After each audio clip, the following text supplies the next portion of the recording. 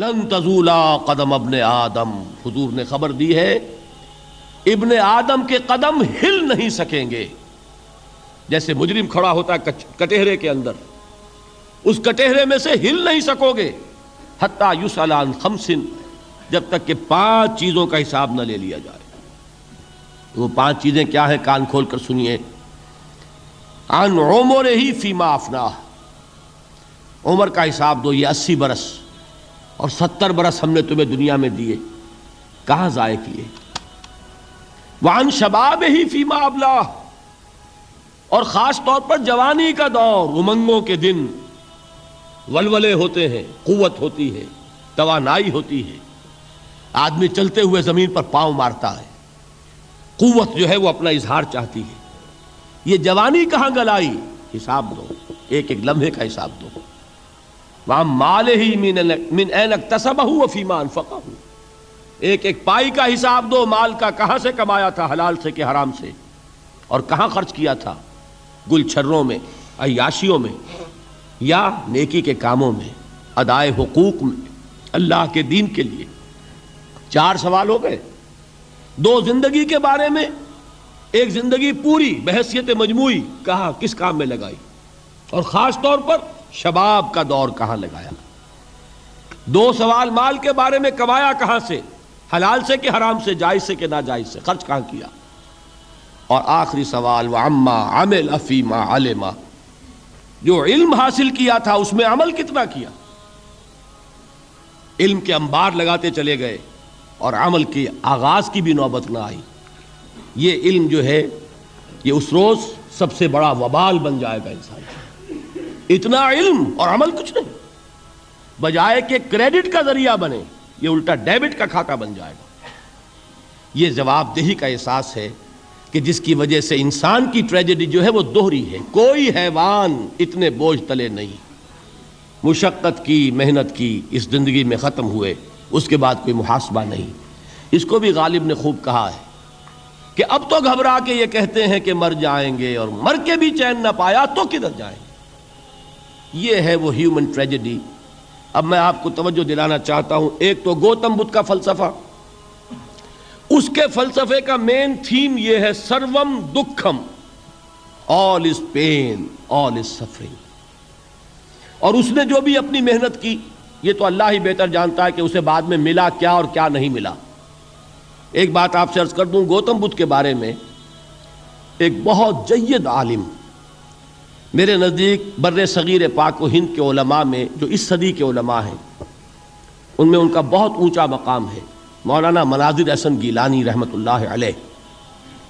گیلان قصبہ ہے ایک بہار کا، وہاں کے رہنے والے تھے. ان کی زندگی زیادہ گزری حیدرآباد دکن میں، عثمانیہ یونیورسٹی میں استاد رہے.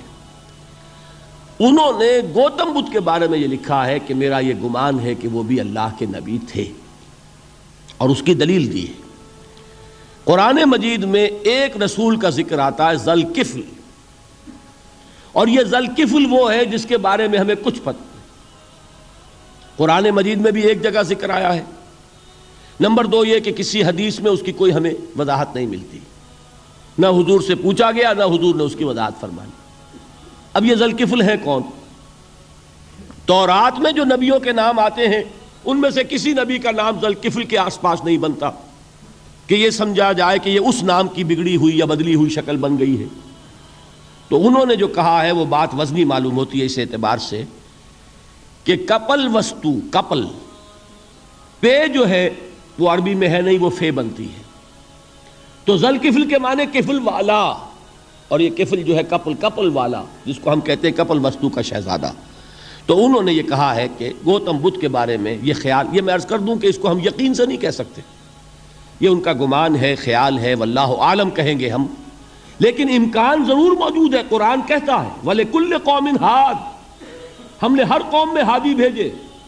وَإِن مِّن قَرْيَةٍ إِلَّا خَلَا فِيهَا نَذِيرٌ، کوئی بستی ایسی نہیں دنیا میں جس میں کوئی نہ کوئی خبردار کرنے والا نہ آیا ہو. تو یہ ممکن نہیں ہے کہ وہاں نبی نہ آئے ہوں، لیکن ان کی تعلیمات اتنی بدل گئی ہیں کہ ہم ان کو پہچان نہیں سکتے. حضرت مسیح علیہ السلام کی تعلیمات اگر عیسائیوں سے ہم سمجھیں تو کبھی بھی انہیں اللہ کا نبی نہیں مان سکتے. یہ تو قرآن مجید نے آ کر حضرت مسیح علیہ الصلوۃ والسلام کی اصل حقیقت ہمیں بتائی، ورنہ تو خدا کا بیٹا ثالث و ثلاثہ ان کو کیسے ہم مانتے ہیں؟ لیکن یہ کہ قرآن نے بتایا تو جان لیجئے ہو سکتا ہے کہ گوتم بدھ بھی اللہ کے نبی ہوں، لیکن ہو سکتا ہے کہ درجے میں کہیں گے، یقین سے نہیں کہیں۔ بہرحال گوتم بدھ نے اس دکھ، رنج، صدمہ، غم جو انسان کا مقدر ہے اس کا مشاہدہ کیا، اور پھر تپسیائیں کی، علم حاصل کیا، رشیوں منوں کے پاس گیا، اس نے کوشش کی کہ معلوم ہو سیلویشن کا راستہ کون سا ہے، اس دکھ سے نجات پانے کی کوئی سبیل بھی ہے کہ نہیں، اس غم سے، اس نجات سے، اس اندوہ سے انسان کسی طریقے سے چھوٹ سکتا ہے یا نہیں۔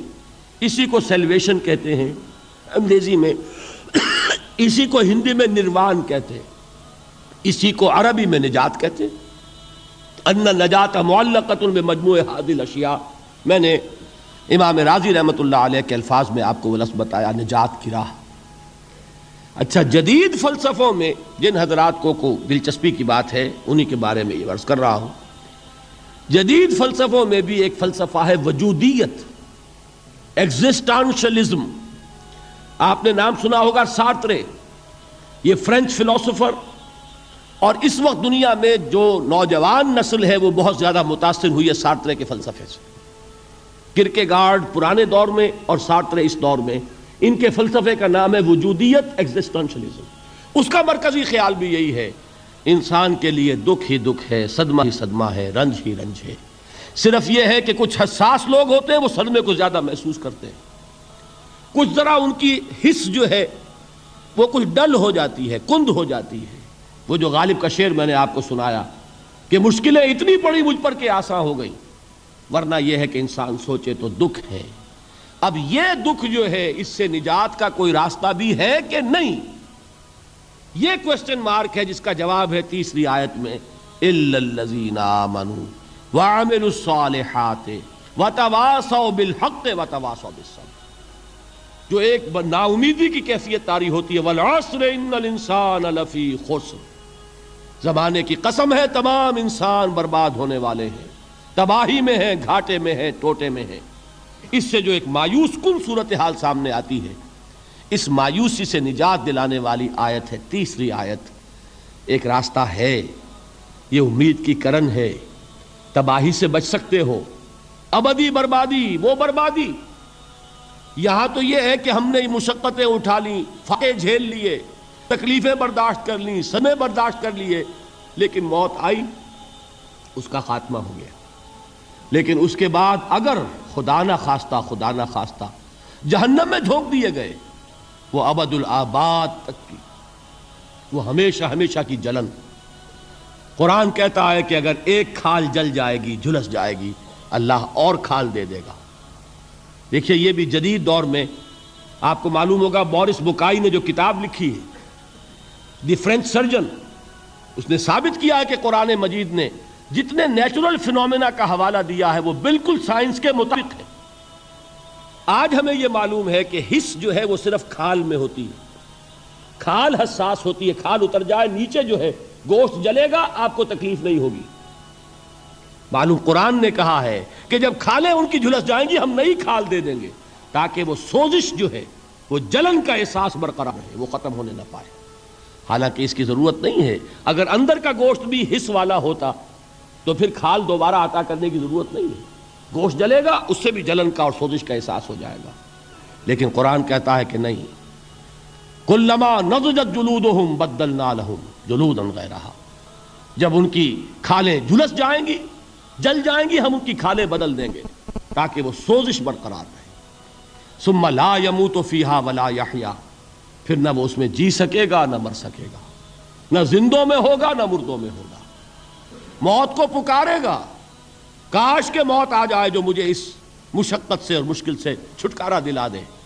وہ موت جس سے اس وقت ہم بھاگتے ہیں، اگر خدا نہ خواستہ اس جہنم میں جھونکے گئے تو پھر موت کو پکاریں گے اور موت نہیں آئے گی۔ اس عذاب سے، اس ابدی ناکامی سے، اس خسران سے، اس ابدی ہلاکت سے بچنے کا کوئی راستہ ہے؟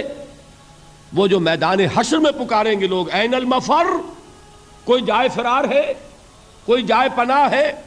وہ جائے فرار، وہ جائے پناہ اس دنیا میں اللہ نے ہمیں عطا فرمائی، اسی کا نام صراط مستقیم ہے۔ الا الذین آمنوا وعملوا الصالحات وتواصوا بالحق وتواصوا بالصبر، ایک راستہ ہے۔